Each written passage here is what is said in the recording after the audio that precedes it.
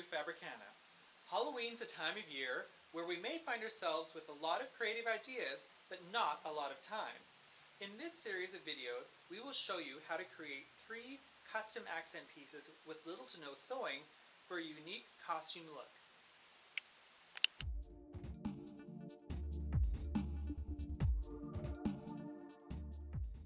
Have you ever had a great costume idea in mind but couldn't find the right footwear?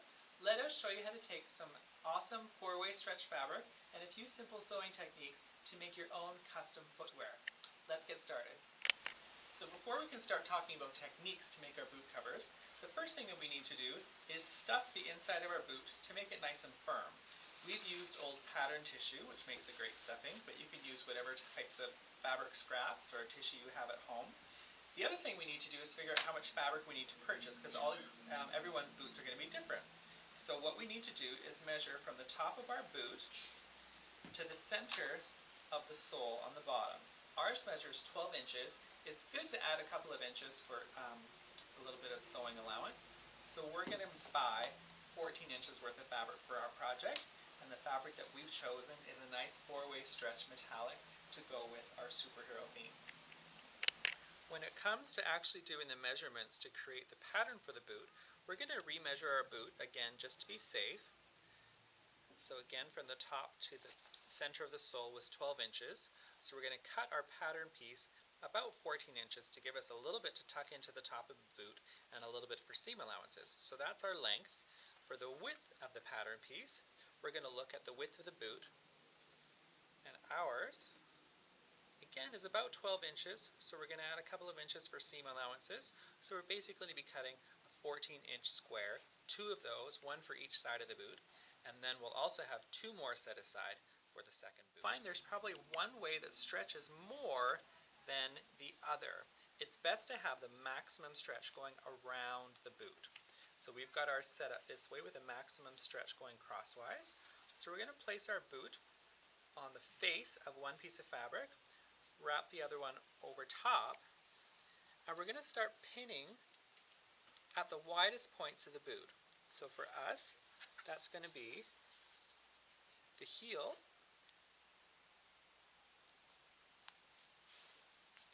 and the toe.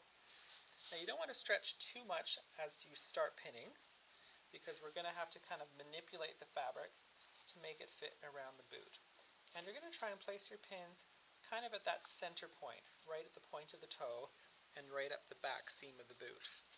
We're going to continue pinning from these points around the rest of the boot, again not trying to stretch the fabric too much as we go, and trying to keep it even from the front and back pieces.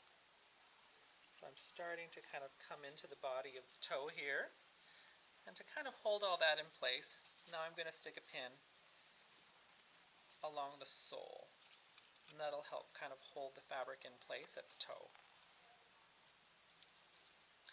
And another pin at the sole, again trying not to stretch the fabric too much, trying to get the pins at about the center point of the sole.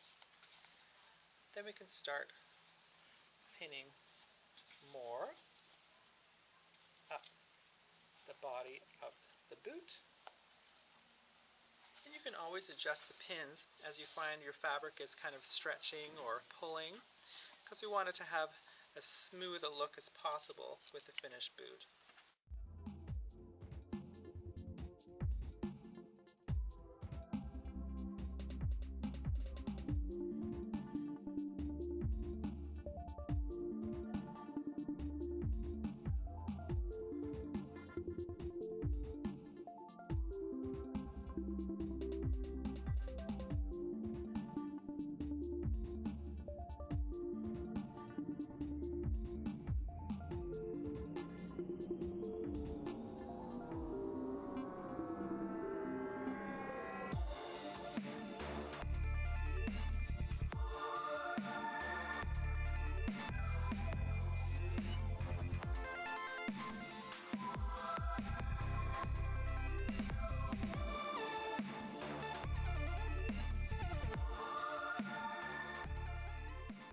So once we have the pins in place and we've looked at the one side of the boot, make sure that you flip your boot over, because you may find, like ours, that you have a few little puckered spots, especially here at the heel, and you also want to make sure that your seam, the pins are running right down the center of the front of the boot and down the center of the back of the boot. So at this point, we are going to make a few adjustments to make sure that the back side looks just as nice as the front. So once you have your boot pinned so you're happy with it on both sides, that it's nice and smooth and your seam lines are running right down the center of the boot, what you want to do is take some sort of fabric marker.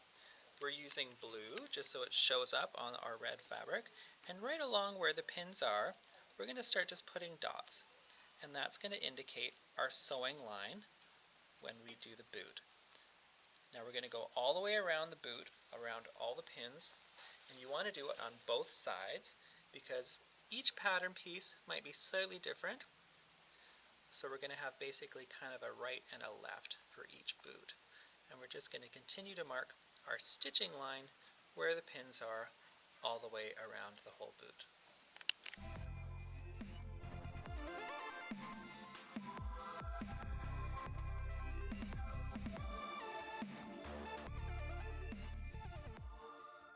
So once you've marked the stitching line along all the pins, again on both sides, you're going to start removing the pins.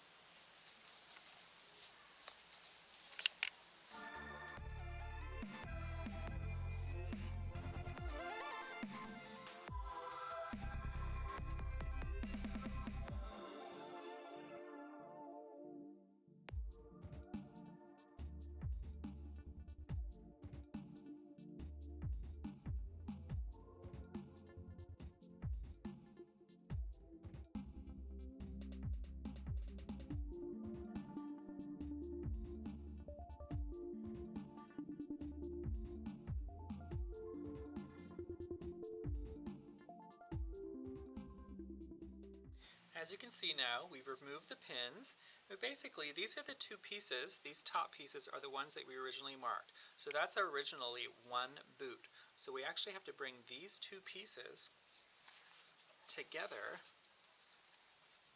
as a set for one boot, and they're going to go right sides together, and we're going to pin around those pieces to get them ready to sew, and the remaining pieces are for the other boot, so there'll be a mirror image to give the opposite boot.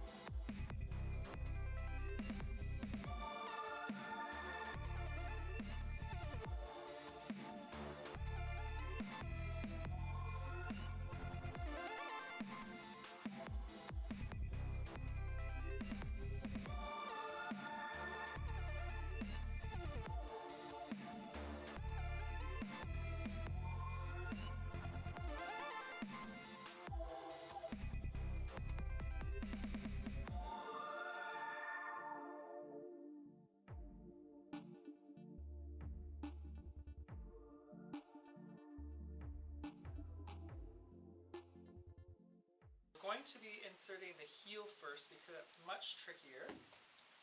So, get to the inside here, slide the heel in, should be a nice snug fit.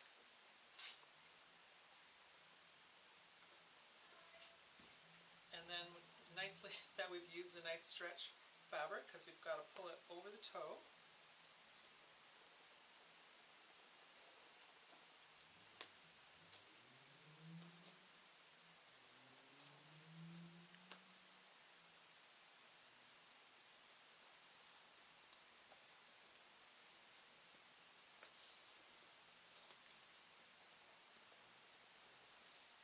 Pull it up the rest of the boot, just like putting on a sock. And then just gently manipulate it in place so it fits nicely around the toe. sole.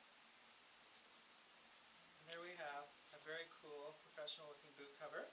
Now keep in mind, if you're working with a tall boot that's got a long zipper, you'll have to access that zipper. So you may not want to fasten the top of the cover to the boot. You may just want to tuck it in so that you can still access the zipper. If you're doing a boot that's stretchy and won't require a zipper, you could always glue or tack in with a few stitches the top of the boot cover. So once we have the two covers on, one thing that you may notice is that you've got just bare fabric on the sole of the boot, which won't give you very much stability. So what we recommend is sewing a small piece of this jippy grip, which has little rubber dots that will help you keep from slipping, and you can sew or glue that onto the sole of the boot. Another option is to very carefully cut a hole in the bottom of the cover once it's in place that will expose the actual grips from the shoe. But you do that very carefully so that because the hole will probably stretch out due to the stretch fabric. So here we have our finished boot covers, looking very professional and sleek. They're ready for you to try on and wear to your next Halloween event. So thank you so much for joining us at Studio Fabricana, and we'll see you next time.